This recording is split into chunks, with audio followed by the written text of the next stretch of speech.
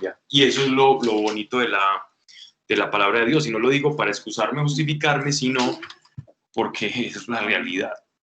Entonces, la idea es que una vez terminado esto, iniciemos con el libro de Apocalipsis o otro del Nuevo Testamento, ¿cierto? Y Apocalipsis. Vamos con el libro de las Revelaciones entonces, que es precioso, Se puso bueno.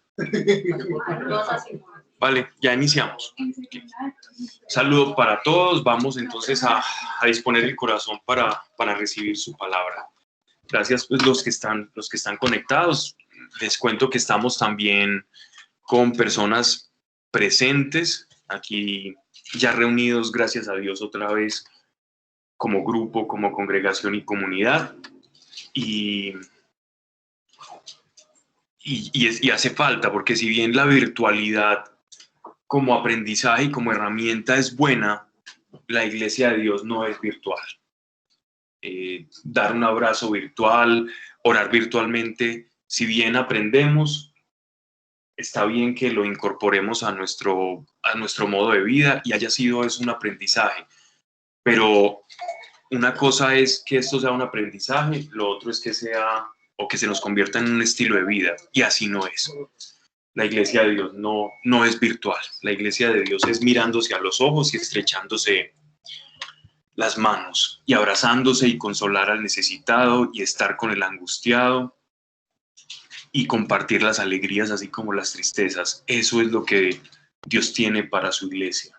Y por eso estamos nuevamente aquí reunidos, igualmente también aprovechando la herramienta para quienes quieran estar con nosotros conectados. Así que pues que para no extenderme mucho en esto, vamos a abrir el corazón, invitar a Dios que se hace presente siempre que está su iglesia. Cuando tú te paras habiendo recibido a su Hijo, que es Jesucristo nuestro Señor, y simplemente dispones tu corazón y llamas, invocas la presencia de Dios, ella no va a tardar. Dios está con cada uno de ustedes, Dios está con sus hijos. Ninguno está solo. Dios conoce por todos los terrenos cenagosos y pedregosos por los cuales vas a pasar y está contigo. Muchas veces no te va a quitar la piedra, otras veces la va a retirar para que no te lastimes, pero siempre que Él está, las cosas son mejores. Y cada que lo necesites, dispón tu corazón, abre tu corazón y Él va a estar ahí. Cosas que nos pueden afectar para poder estar en la presencia de Dios. Una muy grande y que nos ataca constantemente a todos como iglesia, y es la culpa. De la culpa se desencadena el no sentirnos merecedores. Claro, porque sé que le falté a Dios en alguno de sus mandamientos o en algo que yo sé que estaba mal porque el Espíritu me había puesto esa convicción de que estaba mal. Y ya no busco la presencia de Dios porque me rechazo. Eso es culpa. Y eso te priva de la presencia de Dios. No por tu pecado, sino por tu actitud frente a buscar la presencia de Dios. De la culpa, entonces también el no merecedores. Del no merecedores, entonces pasamos al alejamiento. Y cuando nos alejamos de Dios, entonces ¿de dónde vamos a beber? Y nos preguntamos muchas veces por qué todo va mal en nuestra vida. Y si miramos un poco hacia atrás, vamos a ver el rastro que nos lleva hasta el momento en que nos fuimos alejando poco a poco de Dios.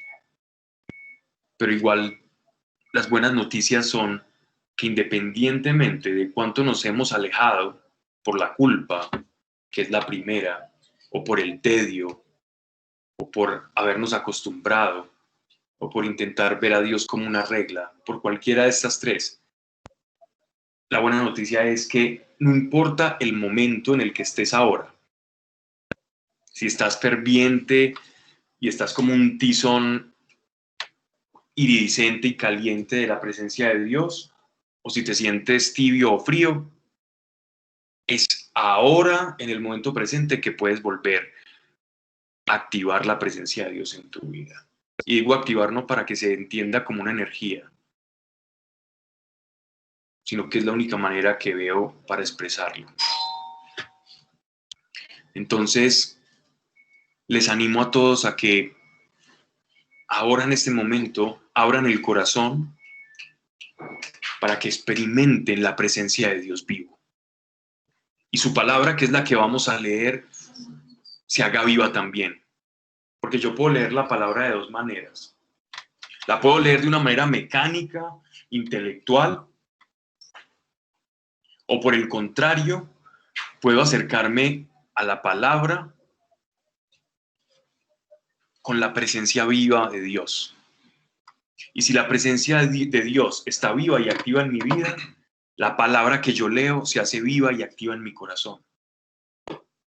Eso es lo que Él está buscando. Si tienes algo de que arrepentirte, hazlo y búscalo. Pero arrepiéntete y búscalo. No te arrepientes y no lo dejes de buscar. Esta es una caída tan sutil y tan común en nosotros como iglesia. Es tan sutil, pero tan común. El alejarnos de Dios por sentirnos mal.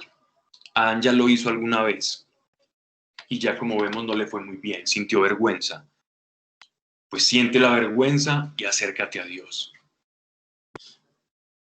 Padre, gracias te doy, Señor, por tu palabra, por tu amor y por tu poder. Gracias por lo que haces con cada persona, por quienes están escuchando.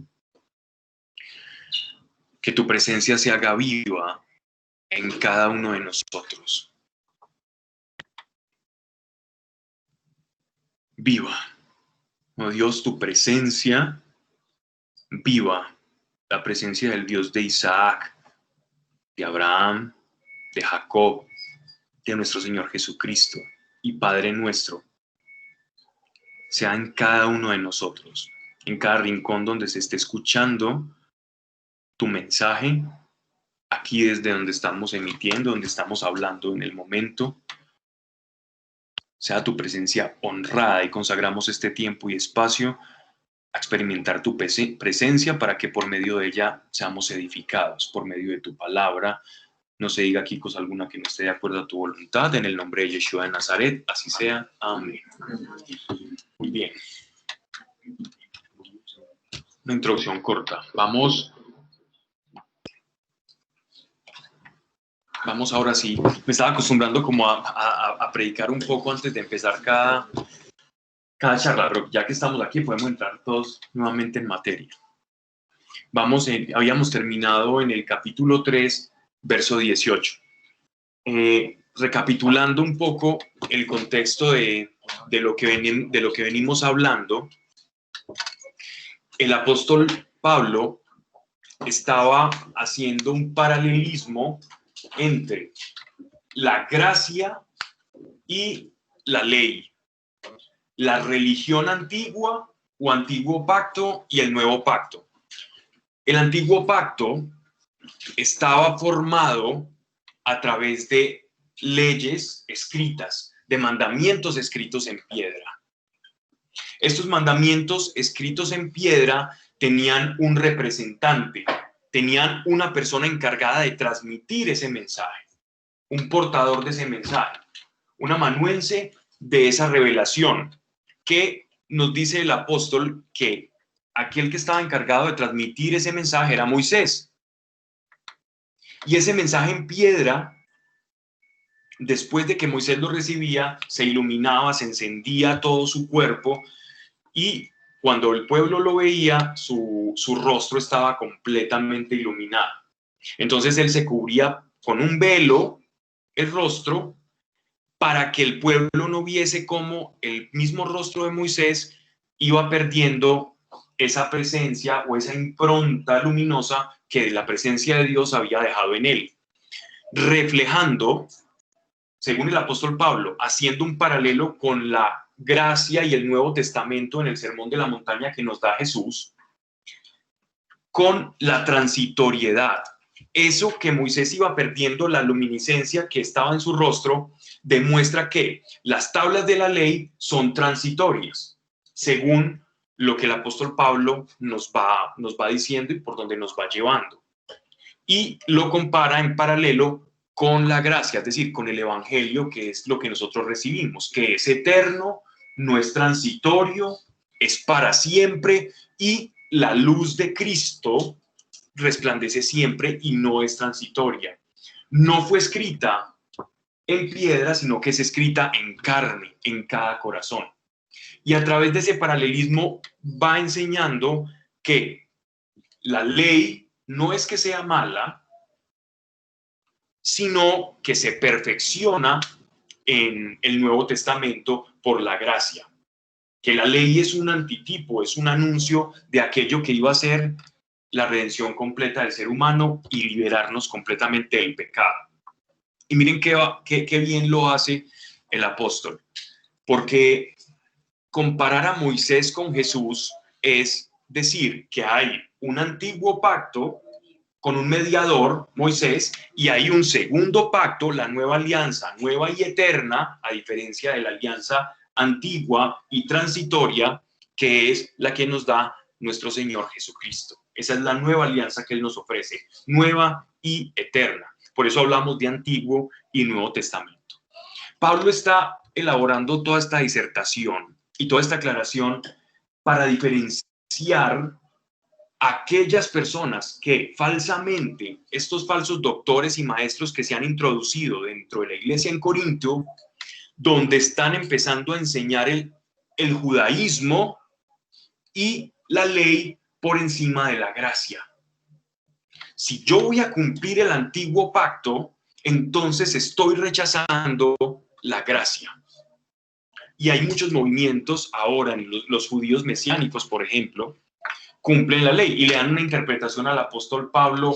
He llegado a conocer movimientos mesiánicos, es decir, judíos que creen en Jesús como Mesías, que llegan a conclusiones como que el apóstol Pablo, ellos no le dicen Pablo, ellos le dicen su nombre hebreo, que incluso dicen que Pablo tenía un pensamiento muy griego y que a Pablo hay que entenderlo en un pensamiento muy griego, ¿ya? Pero de nada, Pablo es aquel que recibe la revelación de la gracia. Y lo hablábamos la charla pasada, ahí está, pues ahí quedó grabada sobre todo lo que ilustramos de cómo el apóstol Pablo recibió el llamado de la gracia y cómo lo tuvo que ir a llevar incluso hasta la mismísima Roma. Y sus mayores contradictores fueron precisamente aquellos de los cuales él había sido parte, su pueblo, su facción, los fariseos y todo el mundo judío. Entonces ahora sí vamos al capítulo 4. Ya como contextualizando un poco. Dice entonces el apóstol: por esto, investidos de este ministerio de la misericordia, no desfallecemos.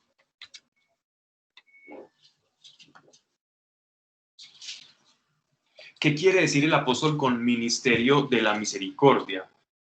La palabra misericordia ya la hemos desglosado un poco desde el griego, ¿cierto? Misere significa dolor ajeno o miseria, y cordia lo podemos transmitir de cardia, ¿cierto? Cardia es corazón. Entonces, misericordia es compadecerme del otro. Y el ministerio que ellos portan, el ministerio que tú y yo portamos, cuando nos extendemos al prójimo, debe ser cargado de misericordia. Y si es un ministerio de misericordia, pensemos un momento. ¿Qué palabra podría ir en contraposición de la misericordia? Busquemos una palabra que sea un antónimo de misericordia. Juicio. Juicio es una muy buena palabra que contradice la misericordia. ¿Cuál diste? Discordia. Discordia sería generar fricción, ¿cierto? Separar, cordia de generar caos. Pero bueno, egoísmo versus misericordia entra. Juicio. Juicio me parece que es una palabra que en el contexto del Evangelio entraría muy bien. ¿Por qué? ¿Qué trae la ley? Piensen. La ley trae juicio. ¿Qué es una ley? ¿Para qué se utiliza? Para juzgar un acto. ¿Para qué utilizo la ley? Para decir si determinado acto se ajusta o no a la ley. Y el acto que se utiliza para determinarlo es un juicio, ¿no? Entonces la ley trae consigo un juicio. Si yo no hago o hago lo que está o no permitido, entonces entro en juicio. Esa misma ley me va a juzgar.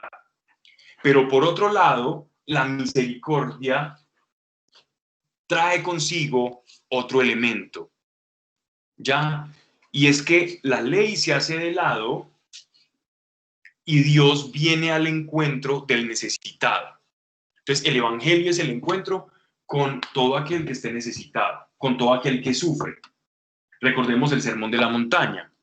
Bienaventurados aquellos que tengan sed de justicia, cuando por mi causa las vituperen, los persigan, los que tengan hambre y sed de justicia. Es esa población que está sufriendo por un cambio, porque hay algo que está mal. Bienaventurados los pobres de espíritu, también.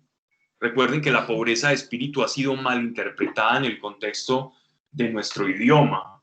Normalmente uno ve que se utiliza la palabra pobreza espiritual para referirse a un mentecato o a alguien que tiene alguna discapacidad mental o una disminución cognitiva. Es una persona pobre de espíritu, es una persona apocada, pusilánime, pero no tiene ese equivalente. La real traducción de la pobreza de espíritu es en hebreo los anawim, que son aquellos, que es un anawim o anawim, son aquellos que están siendo oprimidos, pero tienen la esperanza puesta en el Creador, en Dios. Entonces, el verdadero pobre de espíritu, cuando ustedes lean el Evangelio de Mateo, es aquel que está pasando por tribulación, pero sus expectativas, su fe está puesta en el cielo.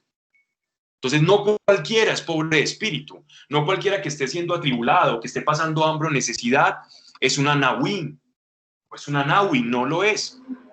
Si yo no tengo fe, o tengo expectativa o esperanza, que la esperanza se traduce como fe, en el Creador, entonces yo no aplico al sermón de la montaña. Pero si estoy siendo atribulado y mi esperanza está en Dios, entonces soy un bienaventurado, porque del consuelo del cielo va a venir para mí. Hay una diferencia muy grande.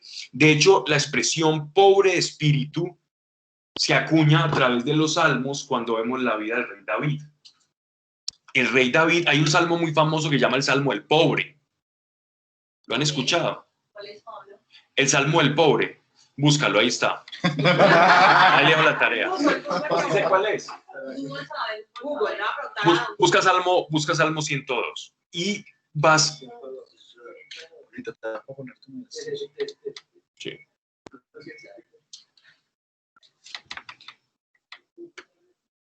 Y vas a encontrar cuando.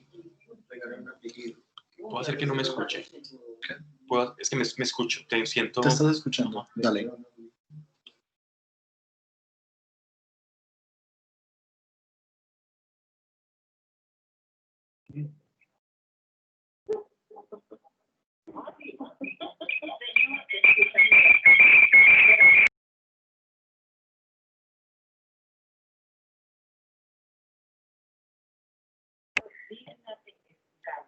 Respóndeme pronto cuando te llame, pues mi vida se acaba como el humo, mis huesos arden como brasas, mi corazón está decaído como la hierba marchita, ni aún deseo tengo de comer, la piel se me pega a los huesos de tanto gemir.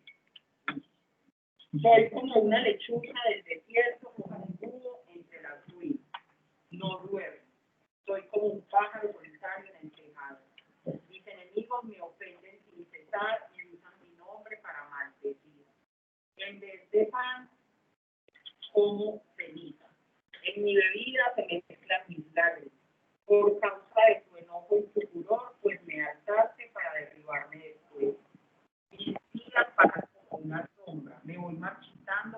infierno. Pero tú, Señor, reinas por siempre. Tu nombre será siempre recordado. Levántate, compadécete de Dios, pues ya se cumplió el tiempo. Ya es hora de que la perdone. Este salmo fue recitado por nuestro Señor en la cruz. Cuando Jesús está diciendo, Señor, Señor, ¿por qué me has abandonado? En realidad estaba recitando el Salmo 102.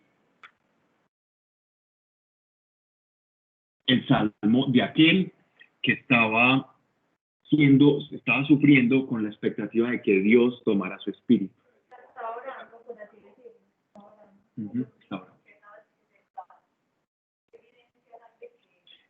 La palabra, cuando lees el texto y comparas el fragmento de las palabras de nuestro Señor, es lo mismo, es un fragmento del Salmo.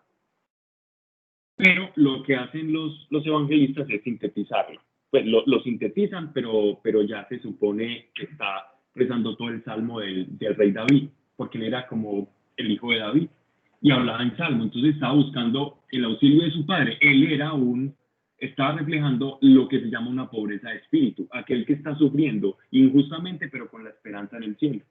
Eso es una Nahuim. Así que miren la diferencia. Entonces, miren cuando el apóstol Pablo dice que nuestro ministerio es de misericordia. Entonces, comprender cuál es la verdadera miseria del ser humano. Y la miseria del ser humano va más allá de las cosas carnales, del hambre, la sed y todo lo que nosotros pues llamamos como la pobreza o la miseria como la conocemos comúnmente. La verdadera pobreza es la pobreza espiritual. Y nosotros lo que hacemos es llevar a Dios. Evangelizar es llevar a Dios. Es el ministerio de la misericordia. Y dice, no desfallecemos. Si se supone que es algo tan bueno llevar la palabra de Dios, llevar la misericordia, entonces, ¿por qué él dice no desfallecemos? Porque vemos que en la vida de Pablo, pese a que su mensaje era tan bueno, la oposición era proporcionalmente igual a la calidad de su mensaje. Eso es bueno que lo tengamos en cuenta, porque muchas veces cuando prediquemos o llevemos el evangelio nos vamos a encontrar con personas que lo rechacen, que te vean como un loco, como un fanático, como una persona que le quiere convencer de algo, como si fuese al mejor estilo de un multinivel o algo por el estilo, o como si fueras un mercader de la fe, pero de eso no se trata. Y en la medida en que tú tengas un mensaje que dar, un mensaje de verdad depurado de Dios, no te extrañes que va a ser proporcional la oposición a ese mensaje. Y el apóstol nos llama y nos invita a no desfallecer, como ellos no desfallecían dando ese mensaje. Y miren que le está haciendo la claridad que quienes más se oponían a su mensaje eran los que no eran del ministerio de la misericordia, o sea, los que pregonaban el ministerio de la ley. Esclavícese a cumplir todos estos preceptos, esclavícese, cumpla estas dos tablas, porque si usted no la cumple, entonces usted se va a condenar. Y esa fue la tortura del apóstol, que su propio pueblo era quien más se oponía al mensaje de la gracia. Y se oponían incluso al mensaje que más los iba a liberar. Como si el pueblo judío sufriese de una especie de síndrome de Estocolmo. Para los que no saben, el síndrome de Estocolmo es aquel que siente afecto por su captor.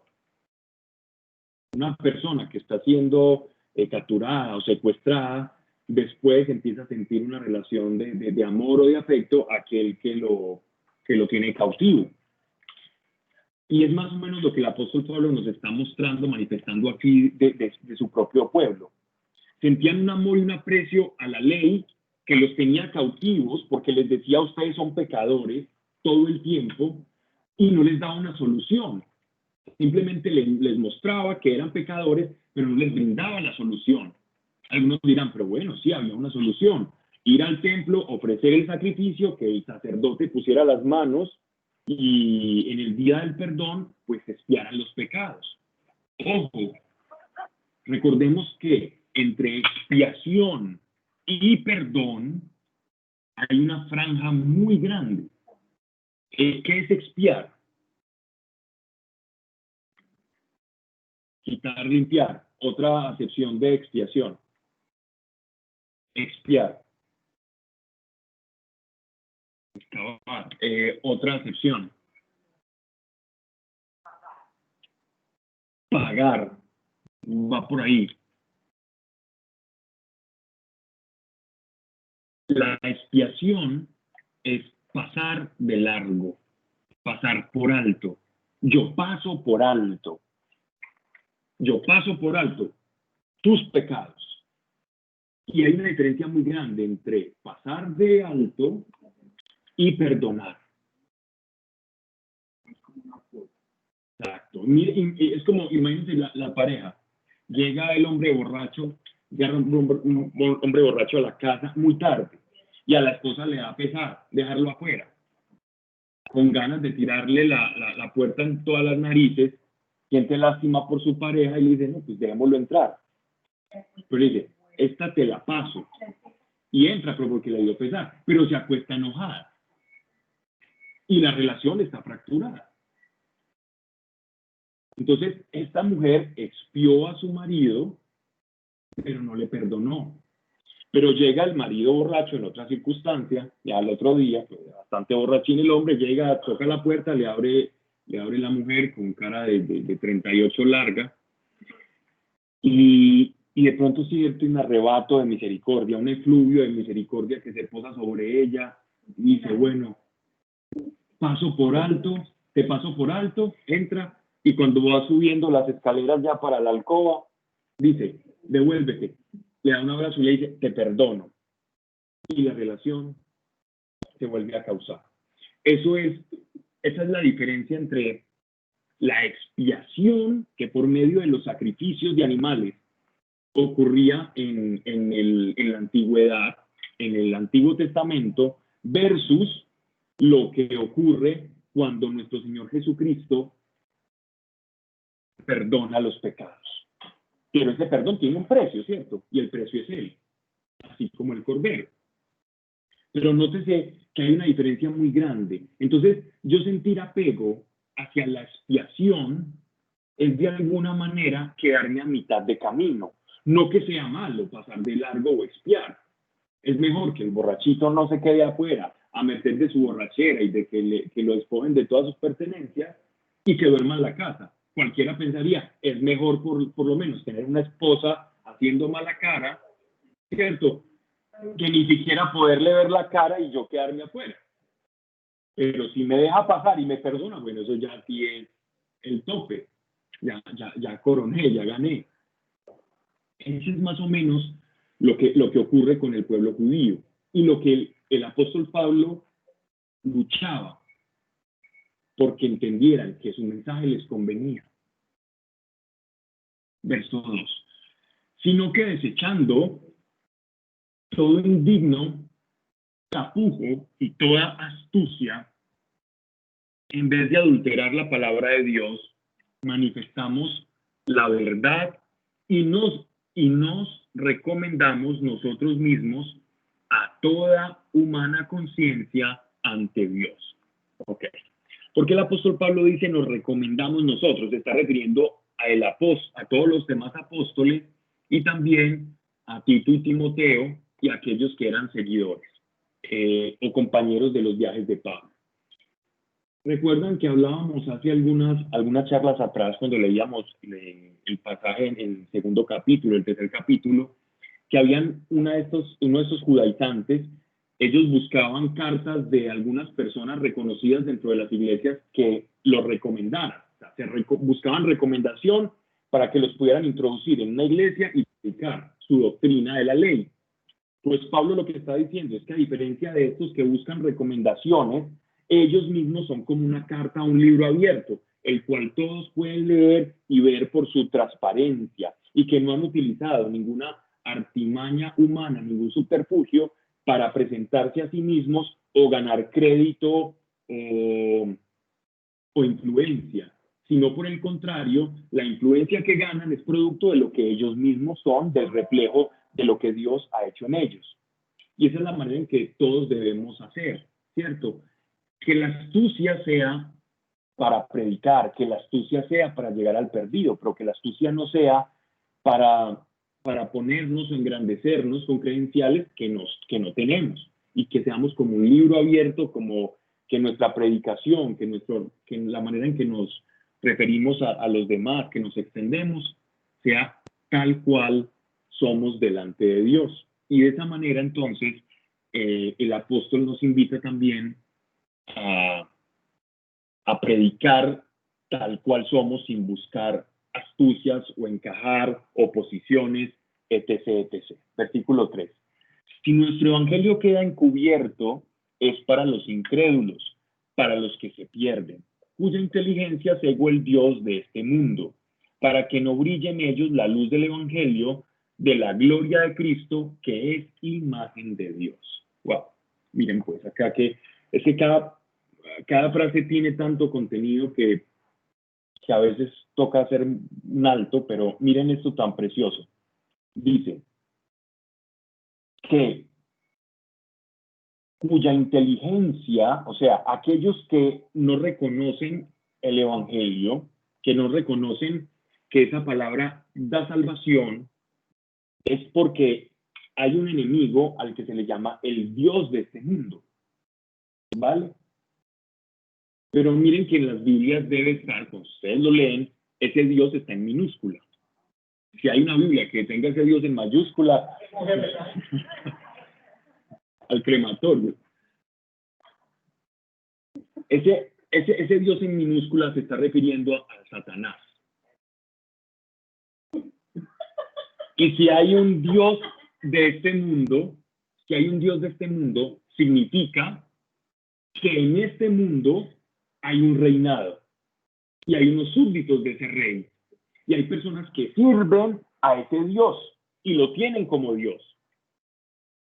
Yo puedo pensar, bueno, pues yo no creo ni en el diablo, ni en sus demonios, ni en esos juegos espirituales, ¿no? Yo no creo en esa entidad. Yo creo que Satanás es una especie de entidad abstracta o es una forma de personificar la maldad, pero no existe como una persona. Aquí el apóstol Pablo nos está hablando de una entidad con su propia personalidad y que tiene un trono. Tiene súbditos, tiene jerarquías, y él es el que está allá. Yo puedo pretender no tener nada que ver con él, pero aún así, su influjo y su dominio está por encima de mí. Si yo hablo como habla el mundo, si yo hago lo que haga el mundo, si yo pienso como piensa el mundo, y si yo vivo con el mundo, entonces puedo no creer en ese Dios, puedo decir que no tengo la ciudadanía de ese reino, pero estoy bajo su influjo, tengo la ciudadanía y estoy actuando e inconsciente o conscientemente le estoy sirviendo a ese Dios de este mundo. Por otro lado, que precisamente es el Dios de ese mundo el que pone ese velo para no estudiar, porque no le conviene. Si el Dios de este mundo, si Satanás, pierde terreno porque le reconocen, entonces sería un mal dictador, sería un mal rey, sería un mal Dios, porque perdería hijos, perdería súbditos.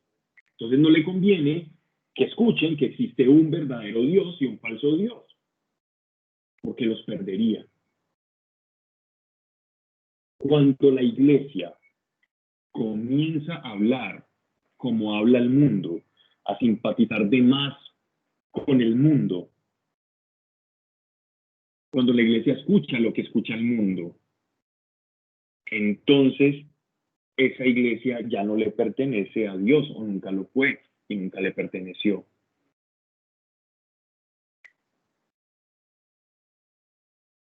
Y miren cómo añade, cuya inteligencia cegó el Dios de este mundo para que no brille en ellos la luz del evangelio.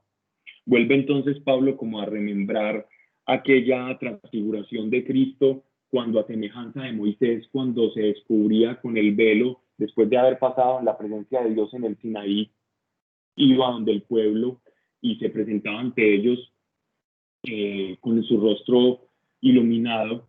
Así también Cristo entonces representa y se nos presenta a nosotros el Evangelio como Cristo iluminado, igualmente como la luz. Dice, para que brille en ellos la luz del Evangelio de la gloria de Cristo. Así como en Moisés brillaba la gloria de Dios y alcanzaba a tocar al pueblo, la gloria de Cristo brilla en cada uno de los creyentes, que es imagen de Dios.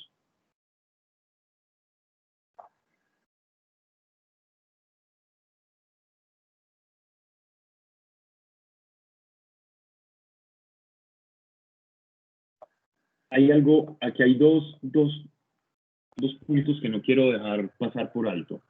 Dice imagen de Dios. Cristo, eso en la carta a los Colosenses, vemos que Pablo, esta idea, esta revelación que tiene de parte de Dios de la figura de Cristo, quién es Cristo como figura cósmica, como figura en el mundo universal, la vemos en la carta de los Colosenses. Si tú lees Colosenses, es prácticamente un himno a la figura de Cristo. ¿Quién es Cristo como criatura? ¿Cierto? En la encarnación, ¿cómo es Cristo como Dios? ¿Cómo es Cristo superior en todo en la creación? Y aquí Pablo nos hace como una síntesis de quién es la figura de Cristo. Dice,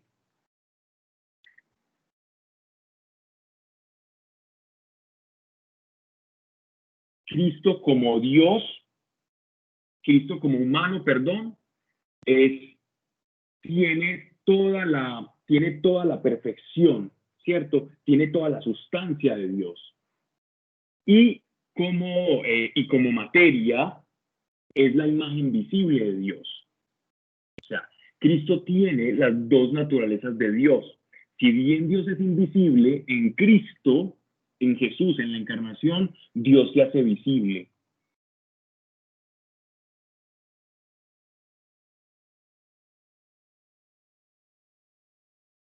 Por eso dice, brilla en ellos la luz del Evangelio de la gloria de Cristo, que es imagen de Dios. Me habías perdido esta palabra. De Cristo, que es la imagen de Dios. Cuando Pablo se refiere a Cristo, miren que en el Nuevo Testamento vamos a ver diferentes acepciones con las cuales los apóstoles se refieren a Jesús. Como Cristo, como Mesías, como Señor. Y dependiendo de la acepción que utilicen, es para darle una connotación o una fuerza especial a cierta obra o manifestación de Cristo, de Jesús. Por ejemplo, cuando se refiere a Cristo, es aquel ungido, es conforme a su llamado, a su propósito.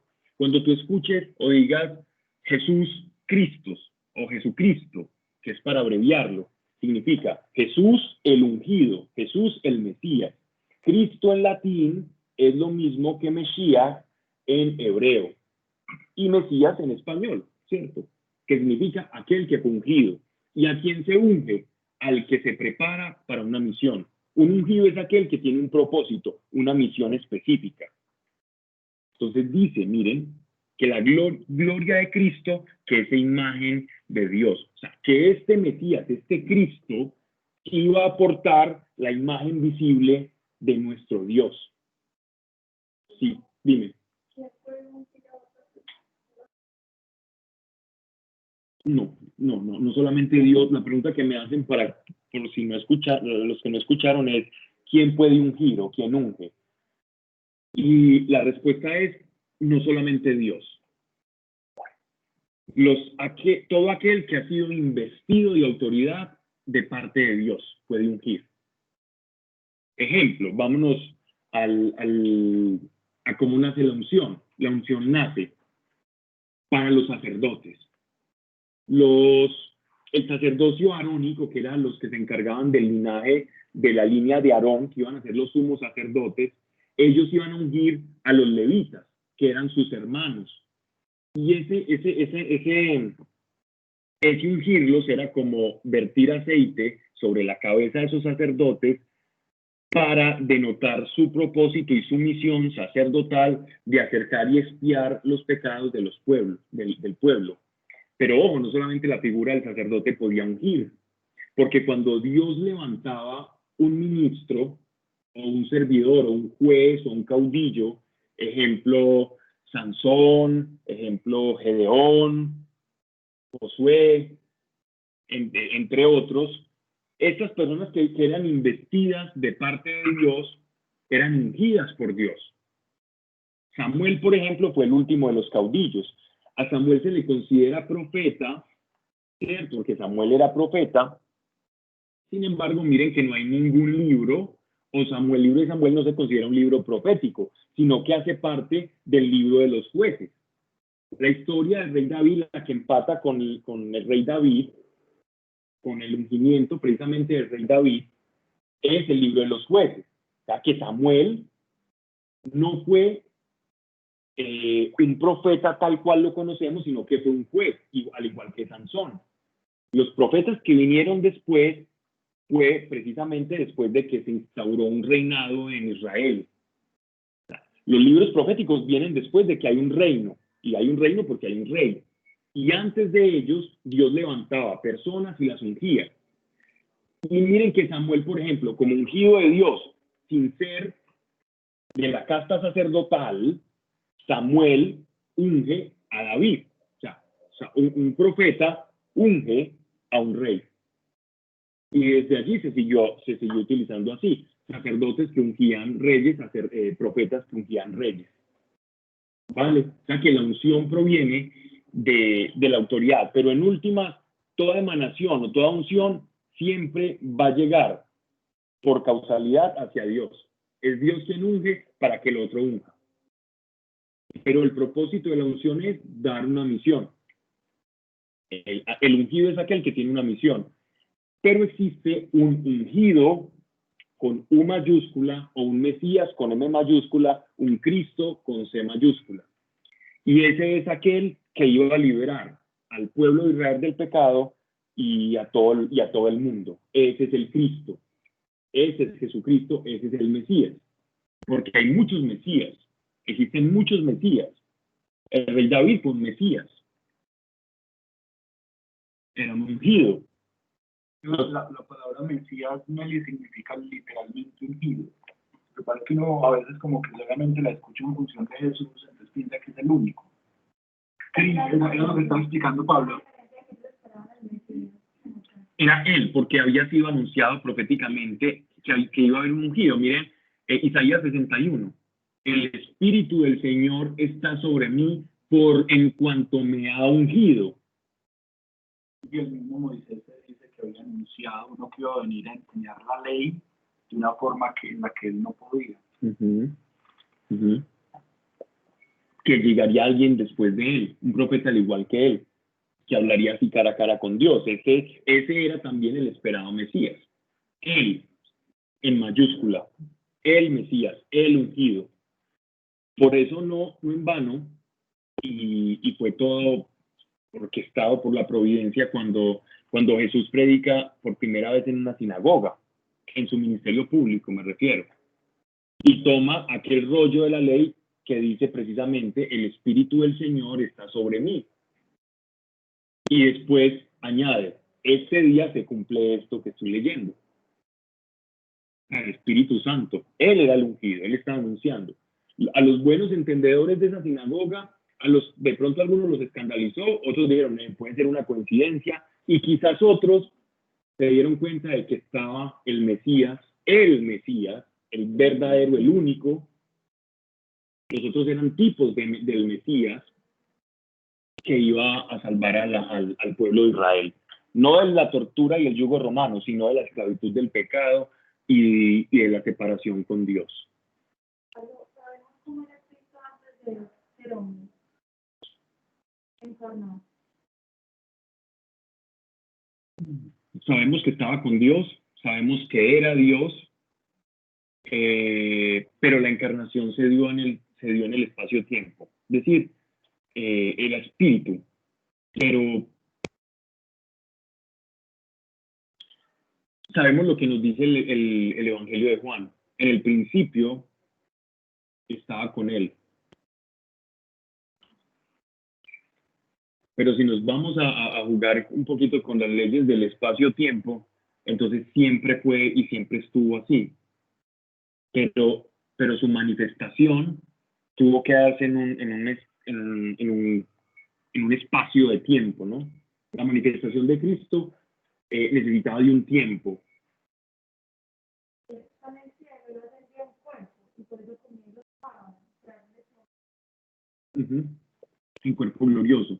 Toda la resurrección de Cristo, lo que no se nos narra, lo que más podemos extraer, porque miren que el apóstol Juan en su evangelio nos dice que, y muchas más cosas hizo que no bastarían todos los libros de la tierra para poder decirlo, pero se nos habla que nuestro Señor, ya con cuerpo resucitado, pasó 40 días enseñándole a los apóstoles los misterios del reino de Dios.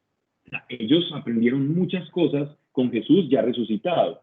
No fue que Jesús resucitó, se fue y les dijo adiós, ahí les dejo el Espíritu Santo, y después en Pentecostés recibieron el Espíritu Santo, ¿no? Pasaron 40 días, y el 40 bíblicamente tiene una connotación, y es una connotación de preparación. El 40 bíblicamente está relacionado con un tiempo de preparación. 40 días en el desierto, 40 años el pueblo de Israel, 40 días pasó nuestro Señor enseñando. También habla del 40 en el profeta Elías. Miren toda la relación que tiene el número 40 en las Escrituras para anunciarnos que es una preparación que Dios está haciendo. Y yo creo Meli, que de pronto lo que dice Filipenses 2:6 también ayuda mucho a tu pregunta. Mira que dice, el cual, siendo en forma de Dios, no estimó el ser igual a Dios como cosa a que aferrarse. Que de pronto está hablando un poco de ese desprendimiento de Jesús, justamente de su deidad, para manifestarse en carne y morir por los pecados de nosotros. O sea, está hablando de él en un estadio anterior a la manifestación corpórea.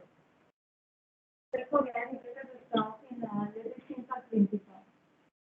Sí. El cuerpo glorioso es diferente a como estaba antes en imagen de Dios. No.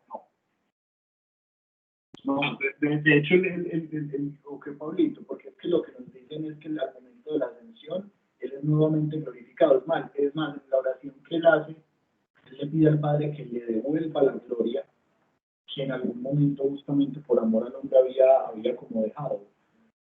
Lo que pasa es que con la encarnación, Él se hace Cristo. Él se gana el derecho a ser Cristo, a ser el Redentor. Él se gana ese título. Él mismo se gana ese título. Él lo arrebata ese título. ¿Cierto? Decir que antes no era así, digámoslo, para nuestra mente lineal, sí. Él se ganó ese Cristo. Y ganarse algo implica una cadena de sucesos. O sea, un antes y un después. Sin embargo, para no ponernos muy filosóficos, muy de cuánticos acá, siempre fue. Pero en un momento de la película, en un momento del film, nosotros lo vemos así. Nosotros vemos la secuencia, pero en la secuencia de Dios siempre lo fue. Por eso es la misma expresión cuando dice, desde antes que nacieras te conocí. Entonces, Dios, como conoció al profeta antes de que estuviera en el vientre de la madre, lo conoció como un infetus, espíritus, algo por allá extraño, como una idea, o ya lo conocía tal cual. En la perfección de Dios ya conocía al profeta antes de nacer, cuando se formó en el vientre de su madre, y aún después sabía lo que iba a hacer y lo que iba a profetizar. Un ser que está por fuera de las leyes que él mismo crea, porque a Dios no lo atan sus propias leyes. El creador no se ata a sus propias leyes. La única forma en la que el creador se ata a sus leyes es bajo la kenosis, o la encarnación de Cristo.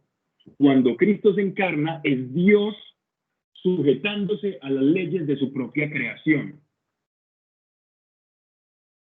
Vale. ¿Es posible que una imagen de Señor antes de encarnarse puede ser la transfiguración?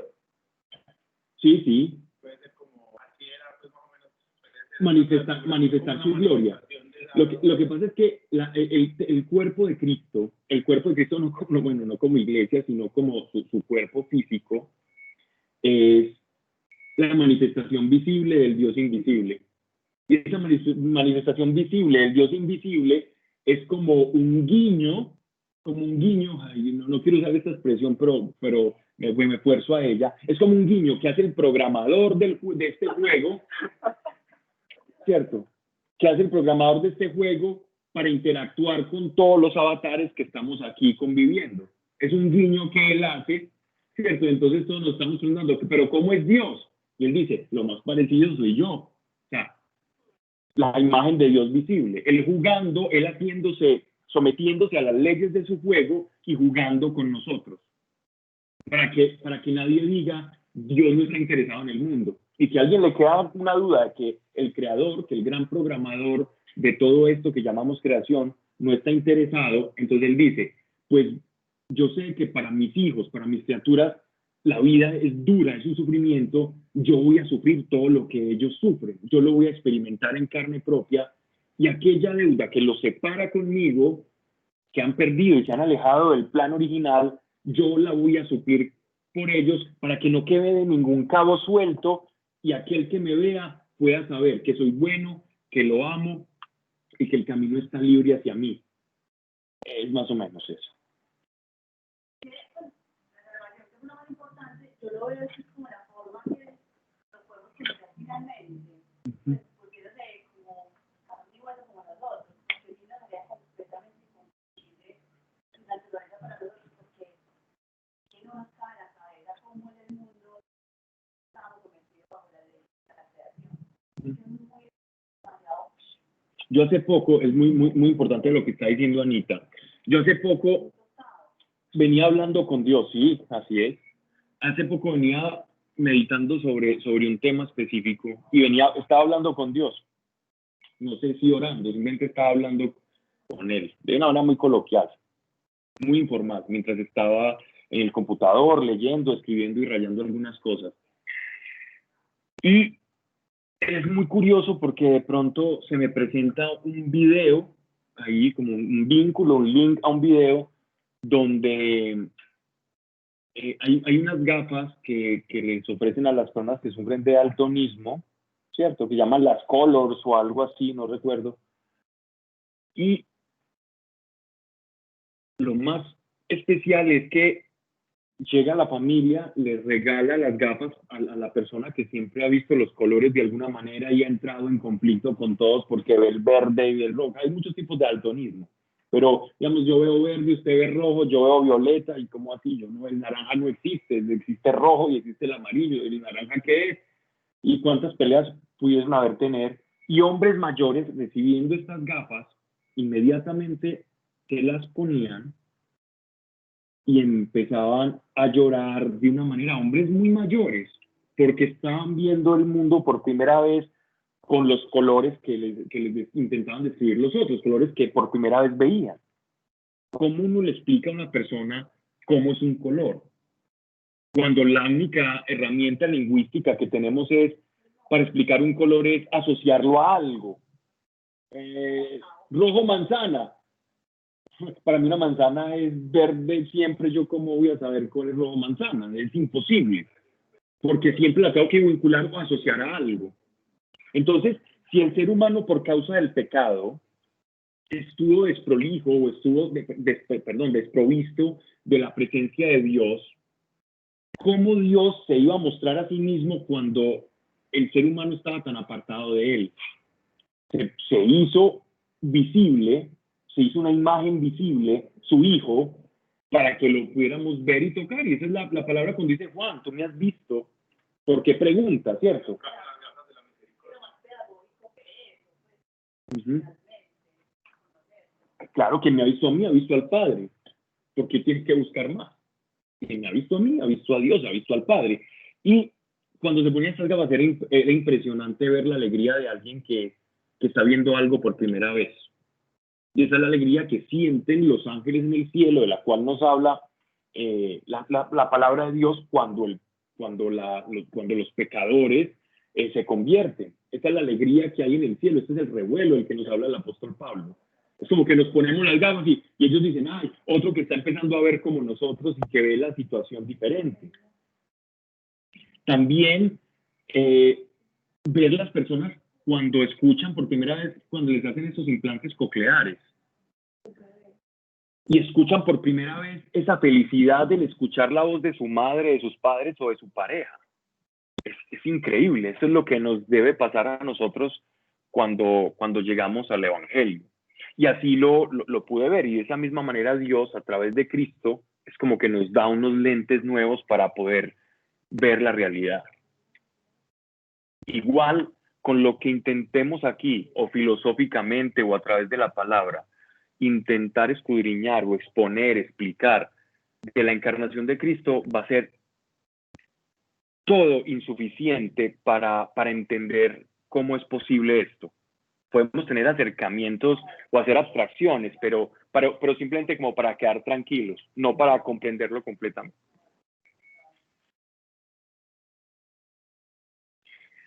Verso 5. Pues no nos predicamos a nosotros mismos, sino a Cristo Jesús, Señor, y cuanto a nosotros, miren que aquí ya habla Cristo en mayúscula, o sea, Cristo Jesús, Señor, porque cuando Él se hace Cristo, se gana el título de Señor. Cuando Él muere por nosotros, se gana el título para que le digamos Señor.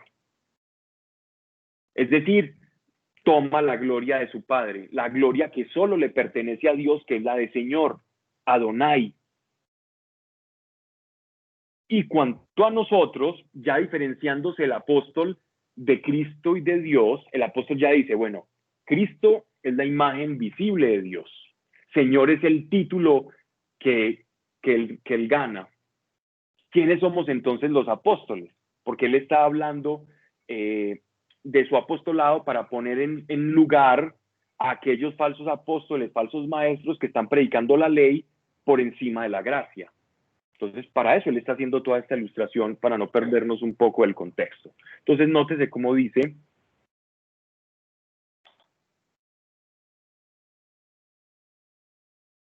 pues no nos predicamos a nosotros mismos, sino a Cristo Jesús Señor, y cuanto a nosotros, nos predicamos siervos vuestros por amor de Jesús. Ya habla de Jesús.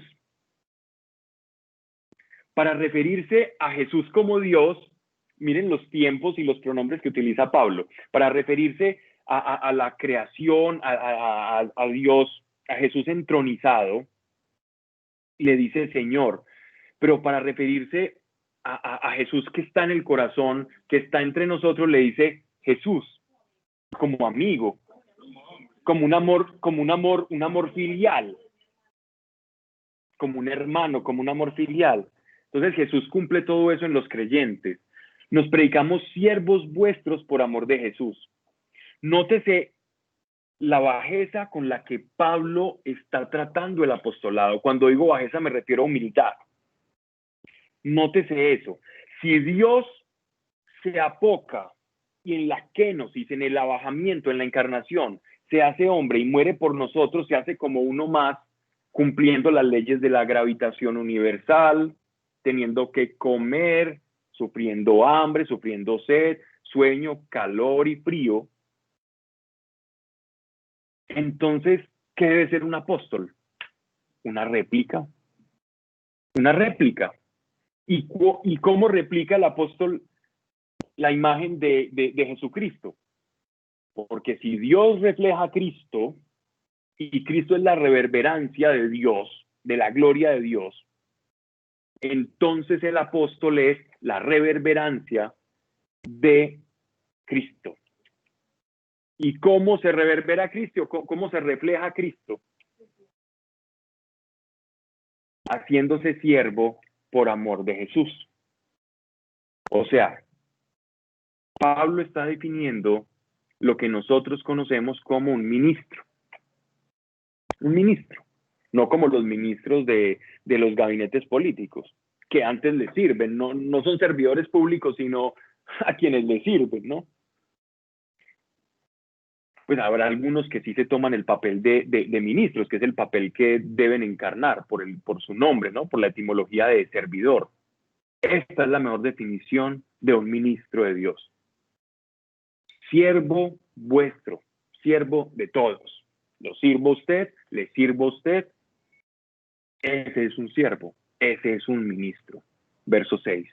Porque Dios, que dijo, brille la luz del seno de las tinieblas, refiriéndose a Génesis, cuando Dios separa en los primeros versículos la luz de las tinieblas, es el que ha hecho brillar la luz en nuestros corazones para que demos a conocer la ciencia de la gloria de Dios que brilla en el rostro de Cristo. Todo siervo de Dios, todo testigo de Dios debe tener una relación con Cristo, debe ser cristocéntrico.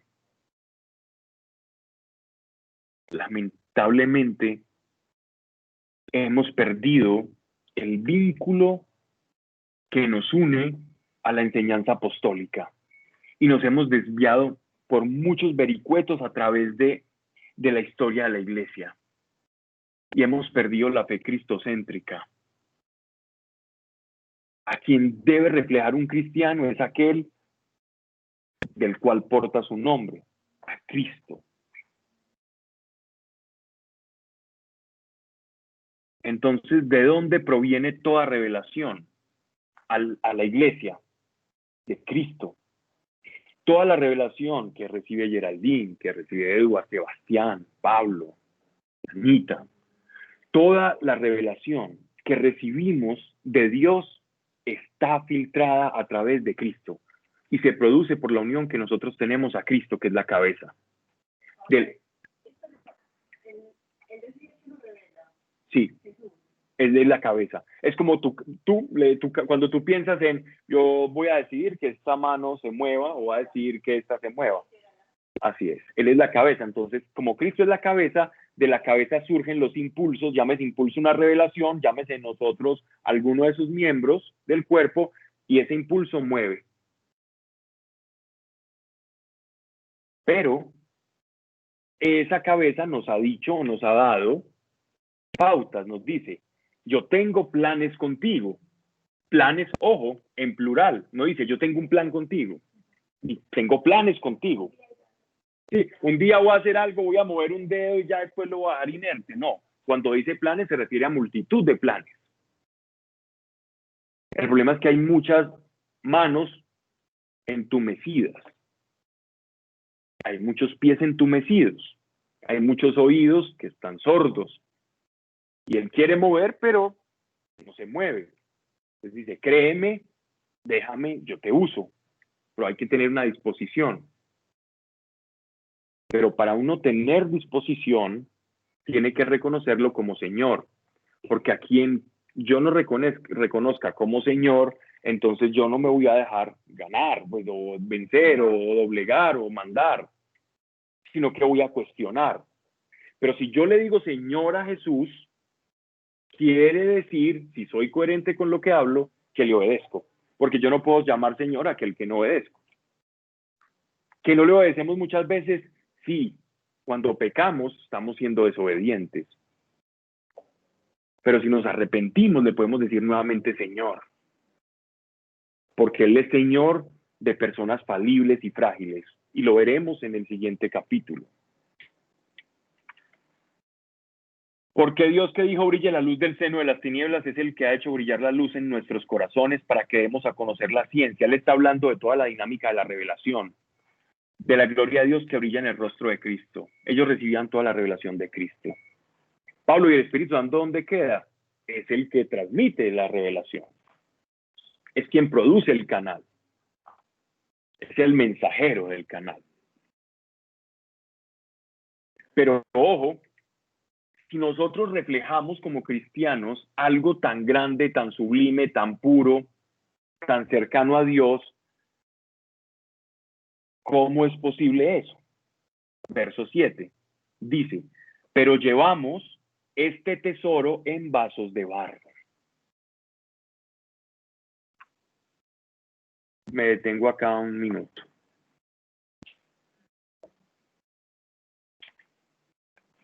Hay una errónea concepción de la santidad, y es una concepción que se viene fraguando desde hace mucho tiempo y que ha hecho que el camino de muchos sea frustrado, ¿vale?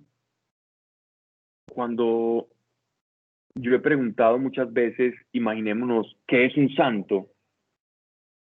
En el imaginario colectivo popular que hemos recibido, lo primero que vamos a enfrentarnos es con una imagen de una persona que no falla, de una persona en que todo lo hace bien, y con una pequeña añadidura, que tiene en su vida un ingrediente de sufrimiento a niveles abismales. Entonces, ese cóctel, una persona que no falla, que es muy humilde, muy mansa, a veces un poco pobre también, y le añadimos que le pasan cosas muy malas y siempre las resiste. Esa es la imagen de la santidad que muchas veces hemos visto, ¿cierto? E intentamos imitar eso. Pero si ya era frustrante los 10 mandamientos, que es lo que nos dice Pablo en Romanos, si tú lees la carta a Romanos, Pablo nos está haciendo una exposición de la frustración que es vivir la fe sin una gracia sobrenatural, o la ley, perdón, sin una gracia sobrenatural que me lleve a querer cumplirlo, a querer hacerla, a que se me haga natural. Y ahora nosotros volvemos a eso y nos ilustramos cuando santo, la palabra santo, literalmente es aquel que se aparta. Entonces, un santo es aquel que se aparta para Dios. Santo es aquel apartado para Dios. Si tú no te apartas para Dios, no eres santo. ¿Quién es el que aparta? Es Dios. Tú puedes decidir aceptar la vida a la que Dios te llamó, que es la de apartarte para Él. ¿Ok? Esa es la santidad. Eso es santo. Es eso. Dios, ¿de dónde te aparta? Del mundo. Te arranca de un reino y te pone en él. Te aparta para él. Te aparta para su reino y te saca del otro reino, porque hay otro. ¿Por qué a uno lo apartan? Lo apartan es porque lo tienen que apartar en relación a otro lugar. A mí me apartan de un lugar para ponerme en otro. Significa que si hay santidad es porque hay un lugar del cual me están apartando. Entonces la santidad es de qué lugar te estás apartando. ¿Qué leyes rigen ese lugar del cual te están apartando? Eso es un santo. Por eso Pablo le decía a los Gálatas, les dice santos, encabezando la epístola.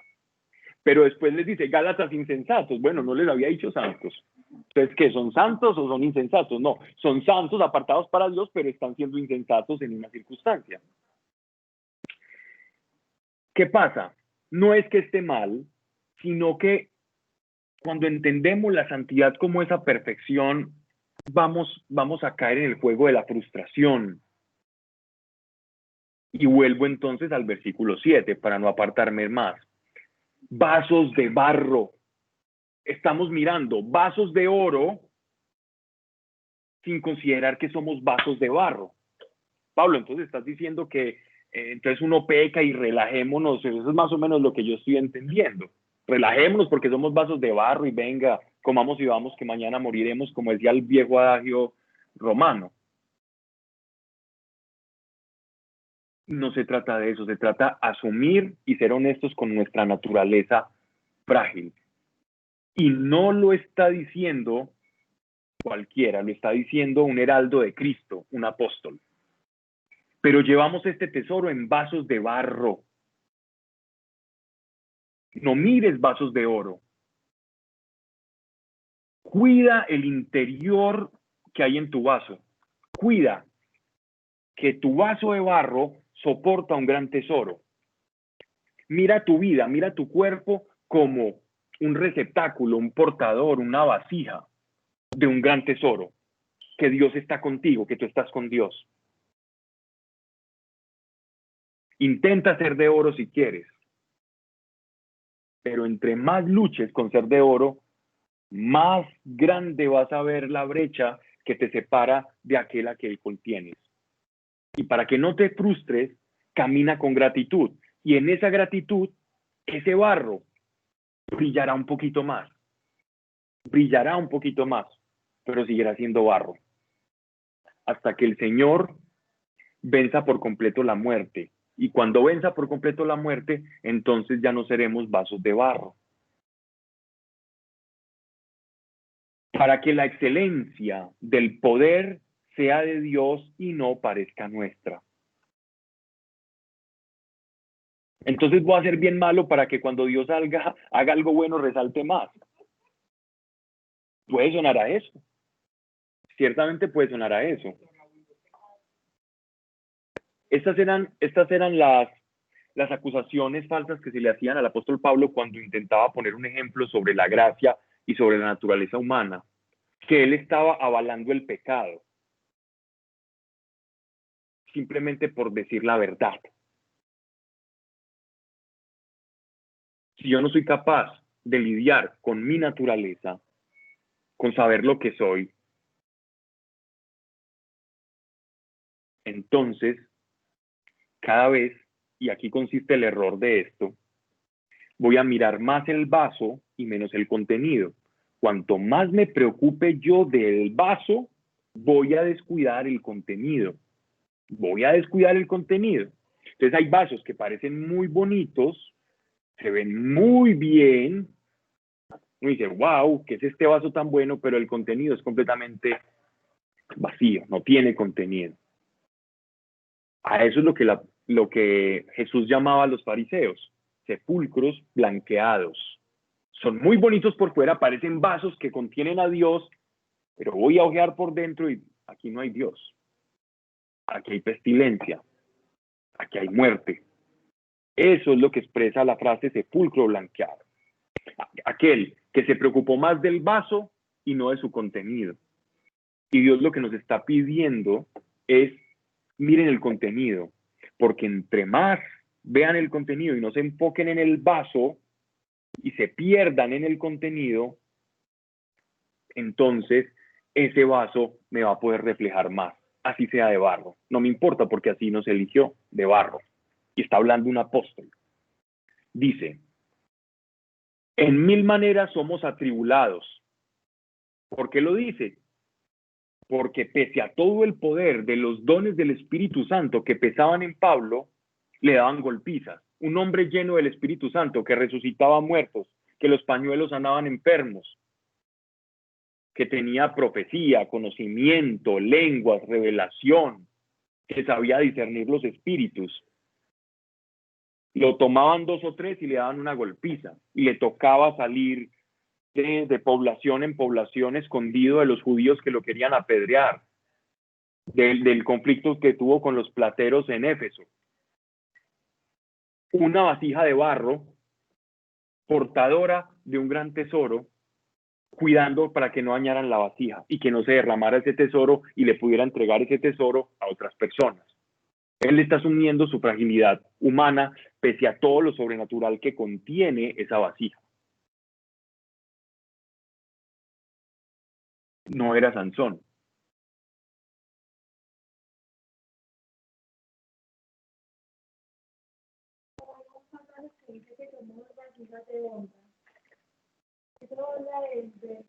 Efesios.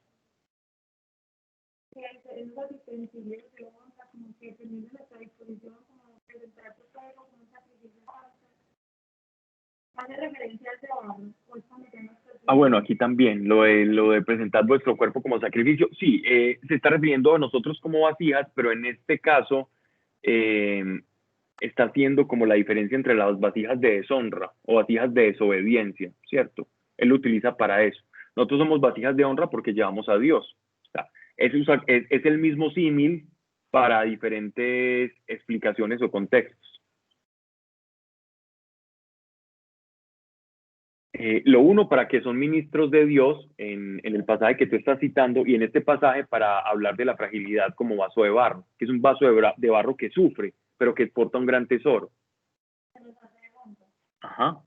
Sí, claro, el tesoro es lo que nos da la honra. El contenido de si esto tiene un vino bueno o tiene un vino de imitación o un cherry o estas, no sé cómo. Eso lo hace, digámoslo así, como más de más baja categoría, aunque me gusta más el cherry, pues. Que entre el contenido del vaso sea más radioactivo, más bueno sabe. Dice, perseguidos, pero no nos abatimos. A ver, perdón, 1000 maneras somos atribulados, pero no nos abatimos.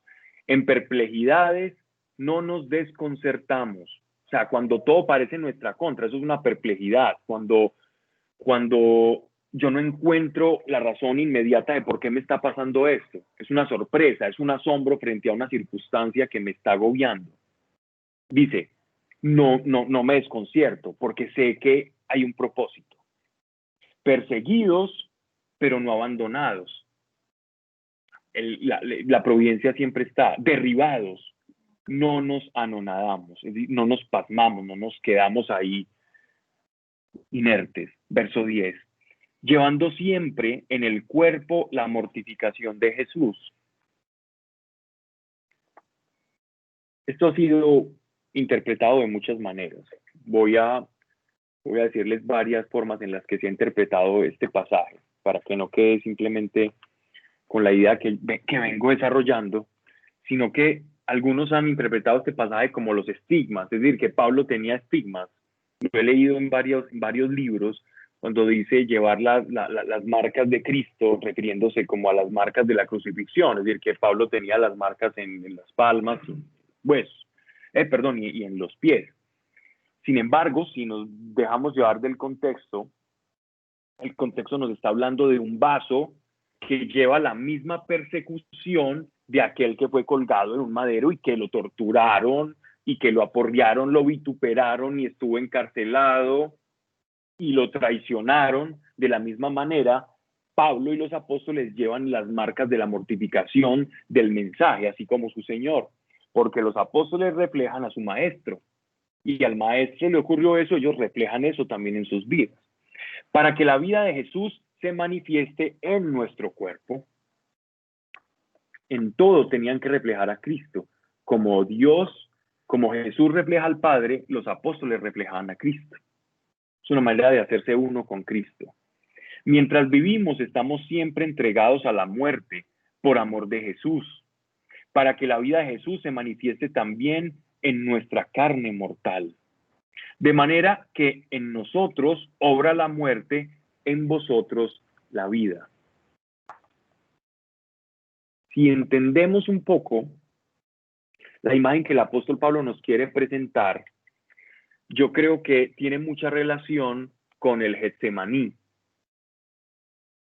Getsemaní literalmente significa lagar de aceite, el lugar donde se trituran las aceitunas para, a través de un proceso de molinaje, de trituración, sacar y exprimir el óleo, el aceite. Jesús justamente fue en el huerto de Getsemaní, en el puerto donde fue exprimido para sacar ¿qué? La vida de él para llevarla a nosotros. Así como la cáscara de café, o los que conocen una despulpadora de café. En las despulpadoras pasan por una especie de cilindros que tienen unas marcas que van triturando y van sacando la cascarita, ¿cierto? Esa cáscara de café y va saliendo la semilla. El apóstol se está haciendo a sí mismo como esa cáscara de café crudo, ¿ya? Que va siendo despulpada a través de la tribulación, del sufrimiento. ¿Y a quién va a favorecer el hecho de que el grano tenga que ser despulpado en esa trituradora?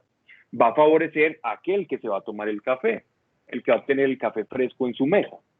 ¿Y quiénes son aquellos que tienen el café fresco en su mesa? ¿Quiénes son los depositarios de todo eso? ¿Quiénes son los beneficiarios de esa labor apostólica? nosotros, de hecho, al leer esto estamos siendo beneficiarios de la qué pena la expresión, pero de esa despulpada del apóstol Pablo, de esa exprimida del apóstol Pablo. Eso es lo que nosotros estamos recibiendo en estos momentos. Pero miren cómo ese ministerio de la misericordia, esa hacerse uno con Cristo, de alguna manera es como que está exonerando a los demás como iglesia, a los oyentes, de ser lo mismo, no de unificarse con Cristo, sino que los apóstoles o estos primeros apóstoles en sentido estricto tenían una misión muy especial de ser triturados, y nótese la muerte de los apóstoles, porque todos los apóstoles murieron en el martirio. Algunos dirán, Juan no, pero Juan murió en exilio y pasó tribulaciones. ¿Sí? Eso fue tremendo, pero miren cómo los apóstoles fueron torturados, vituperados una y otra vez. Sigamos entonces. De manera, por eso dice que en nosotros obra la muerte y en vosotros la vida, pero teniendo el mismo espíritu de fe, según lo que está escrito, creí, por eso hablé. También nosotros creemos y por esto hablamos, sabiendo que quien resucitó al Señor Jesús, también con Jesús nos resucitará y nos hará estar con vosotros. ¿Quién resucita entonces? El Padre. El Padre es el que resucita. Es obra del Padre la resurrección de los muertos. El Padre es el que comanda la resurrección y en el poder del Espíritu Santo, obviamente. Siempre hay una acción trina. Dios siempre actúa de manera trina, porque todas las cosas suceden por vosotros, para que la gracia, por todos nosotros, vosotros nos involucra, para que la gracia difundida en muchos acreciente la acción de gracias para la gloria de Dios. Por lo cual no desmayamos, sino que mientras nuestro hombre exterior, cuerpo, vasija de barro, se corrompe, nuestro hombre interior se renueva de día en día. Pues por la momentánea y ligera tribulación nos prepara un peso eterno de gloria incalculable. Y no ponemos nuestros ojos en las cosas visibles, el vaso de barro, porque el contenido es invisible, lo visible es el vaso. Recuerden que todavía él tiene en mente la vasija.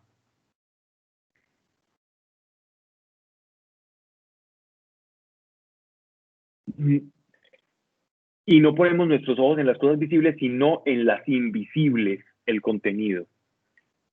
Pues las visibles son temporales, nuestro cuerpo, las invisibles, eternas. ¿A dónde tenemos que apuntar? A lo invisible.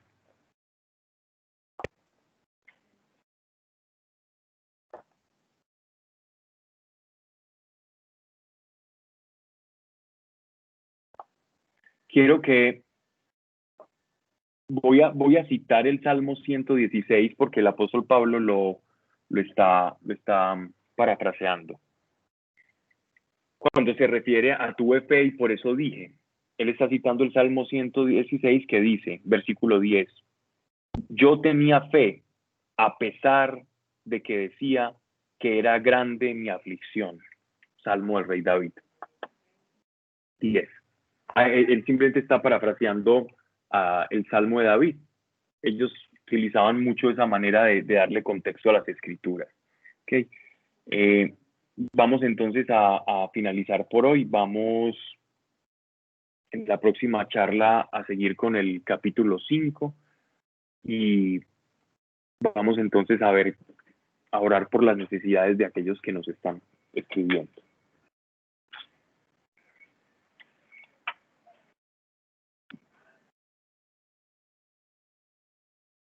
Gracias, Señor, en el nombre de Yeshua de Nazaret. Ningún espíritu de enfermedad sobre la familia Ocampo. Hoy como iglesia, Señor, en el nombre de Yeshua de Nazaret, enviamos una palabra de sanidad. Gracias. Gracias, Señor, porque ya lo has hecho y todos van a salir ilesos.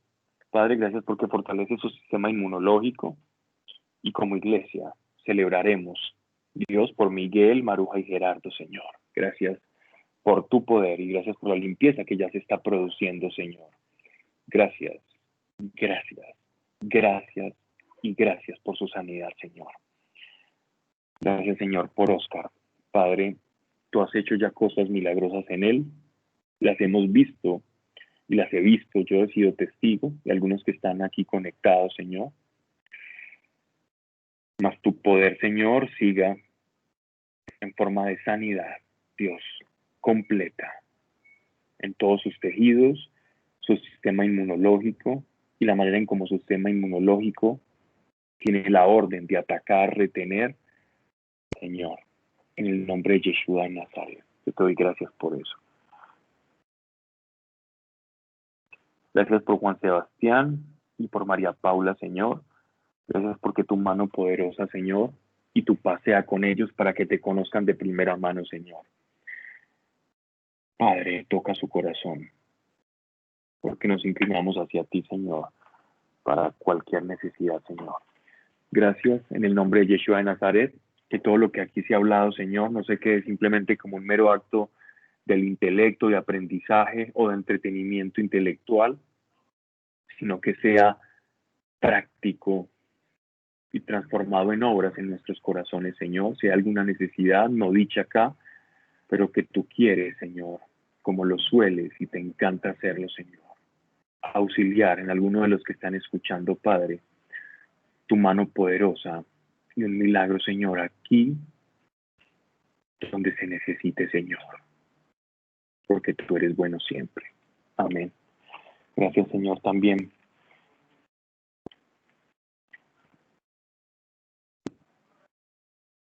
por Andrés Felipe y por Patricia. Gracias, Señor, porque tú bendices a los médicos que van a intervenirle, Señor, y una sanidad sobrenatural allí, Señor. Escúchenos, Padre, en el nombre de Yeshua de Nazaret, y desate la sanidad que ha sido ya desatada para ellos, Señor. Gracias, Señor, por Rosalvira, Señor, y por Nelly. En el nombre de Yeshua de Nazaret, los espacios de hueso que no han sido formadas, las células que se encargan de producir nuevo hueso en el nombre de Yeshua de Nazaret, dan un salto más en el nombre de Jesucristo de Nazaret y producen nueva llenura, Señor, de hueso en los espacios que están sin rellenar en el nombre de Yeshua de Nazaret. Yo te doy gracias por la paz y por la sanidad en el nombre de Yeshua de Nazaret. Amén y amén. La paz sea con todos y Dios les bendiga. Nos vemos el próximo miércoles. Un abrazo.